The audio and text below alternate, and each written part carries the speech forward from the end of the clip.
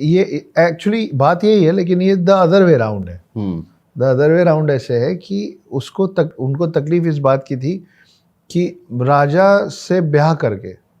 मेरी बेटी राजा की ब्याहता बन के उसको क्या मिलेगा, उसको खुद के लिए कुछ चाहिए नहीं। और मेरे आने वाले जो संतान हैं, जो मेरी बेटी से होंगे, मतलब मेरे जो नाती होंगे, वो कभी राजा बन ही नहीं सकते, क्योंकि उस समय का चलन था कि ज्येष्ठ पुत्र ही राजा बनते थे। तो ये उन्होंने नहीं कहा था कि शादी की शर्त ये है, उन्होंने कहा था कि मैं इस वजह से आपकी शादी अपनी बेटी से नहीं कराऊं, क्योंकि मेरे जो आने वाली जो मेरी संतानें हैं, मतलब मेरे जो नाती हैं, वो लोग कभी राजा बन ही नहीं पाएंगे। तब देवव्रत AKA उर्फ भीष्म पितामह, वहीं से उनका नाम भीष्म पितामह पड़ा था,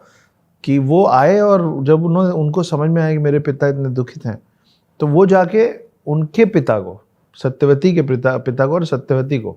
ये वचन दे आए थे कि मैं गंगा पुत्र भीष्म आज ये प्रण लेता हूँ कि कभी भी मैं सिंहासन पर नहीं बैठूंगा, राजा नहीं बनूंगा। और इसी बात से खुश होके उनके पिता ने उनको ये क्या शब्द है, इच्छा मृत्यु का वरदान दिया था। तो वो उनको पिता से मिला था ये इच्छा मृत्यु का वरदान। और आप जो अभी कह रहे थे कि ये जो पिता की तरफ जिनका जो जितना ज़्यादा समर्पित रहेगा उसको उतनी ख्याति मिलेगी, उसमें एक बहुत बड़े नाम परशुराम भी। परशुराम वो थे कि जो